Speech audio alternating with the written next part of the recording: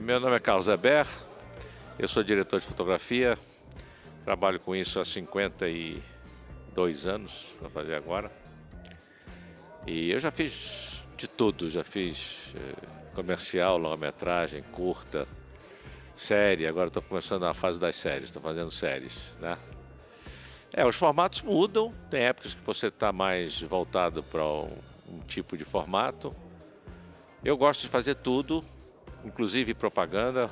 Hoje não mais, mas durante uma época a propaganda tinha o dom de deixar você ter acesso a equipamentos que normalmente você não tinha nos outros formatos.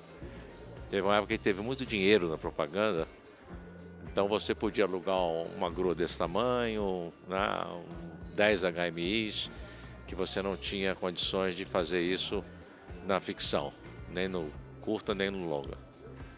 Então eu fiz uma época propaganda, sempre fazendo longa-metragem e sempre fazendo documentário. Eu gosto muito de documentário. Então é um formato que eu nunca deixei de fazer.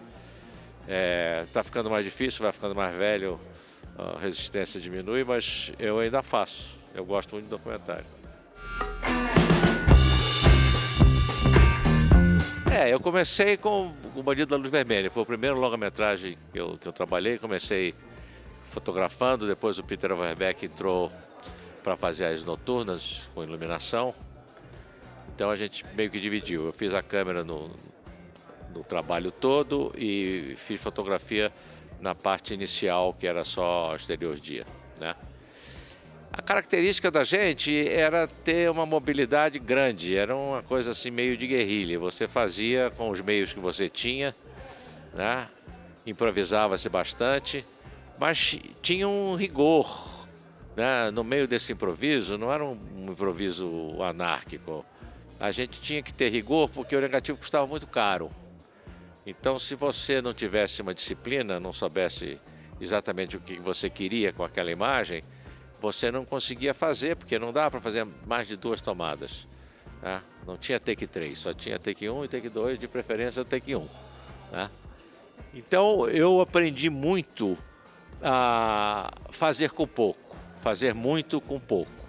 E é uma coisa muito boa, porque quando você passa a ter mais meios, o seu raciocínio, a sua maneira de resolver as questões, os problemas, né? Fotografar cinema é resolver problema, né? Você passa o dia inteiro dando soluções para problemas. E se você teve essa escola minimalista, você, quando tem os recursos, você aproveita eles muito mais, né? Então você continua com a mesma postura de fazer mais com menos. Eu cada vez vejo menos diferença entre gêneros e formatos, né? Hoje tem mais diferença entre os formatos do que entre os gêneros, né? O que eu aprendi é que tudo que você aprende no documentário facilita a sua vida na ficção. Então essa capacidade de você resolver os problemas mais rapidamente, de encontrar uma solução mais imediata, que é típica do documentário, que as coisas não esperam para acontecer, não esperam você se arrumar, né? Ajudam muito a fazer ficção. E os procedimentos típicos da ficção, né? Você raciocinar mais em termos de continuidade, de tudo, de movimento, de luz e tal, ajudam muito no documentário. Então, na realidade, a minha experiência me mostrou que uma coisa ilumina a outra, uma coisa esclarece a outra. Você fazer documentários é uma grande escola para você depois passar a ficção e vice-versa, né? Embora eu acho mais fácil você passar do documentário para a ficção do que o inverso, né? Esse domínio que você tem dos meios, do timing no longa-metragem, ele te deixa um pouco rígido, né? Você está controlando tudo, está brincando de Deus, né? O Hitchcock tem uma definição muito boa da diferença entre a ficção e o documentário. Ele diz que no documentário o diretor é Deus, porque... Aliás, Deus é o diretor, porque você não controla as variáveis. Pode começar a chover, agora a gente tem que sair correndo aqui, né? E na ficção, o diretor é que é Deus, que ele faz o que ele quer, né? Ele controla tudo, as variáveis todas. Mas eu acho o documentário uma grande escola, porque te dá agilidade, você aprende a raciocinar rápido, você aprende a se apropriar dos meios, né? a pegar uma coisa que não tem aquela função e utilizar numa outra função. Eu acho que é uma grande escola você fazer documentário. Eu sempre fui cinéfilo, adorava cinema quando eu era garoto, pré-adolescente. Nas férias eu chegava a ver 3 sessões de cinema por dia, então eu sempre gostei muito de cinema. Mas não existia escola de cinema no meu tempo. Eu fui aluno da primeira escola de cinema do Brasil, que foi a São Luís, na Avenida Paulista. Eu vim do Rio para fazer cinema. Então eu fui estudar arquitetura por falta de opção. Não tinha nada que se aproximasse mais do meio artístico. Eu não sei Belas Artes, você se formava professor de desenho. Eu não queria isso. Então eu entrei na arquitetura no Rio de Janeiro e comecei a estudar. Mas o que eu fiz na faculdade de arquitetura? Eu reativei o cineclube, que estava parado, e fiz um curta-metragem em 16 milímetros. Foi isso que eu fiz dentro da arquitetura. Aí abriu a escola de cinema em São Paulo, eu vim estudar cinema aqui, e aí não voltei mais. Teria que fazer um longa-metragem, porque eu já fiz tanta gambiarra. Eu vou contar uma gozada.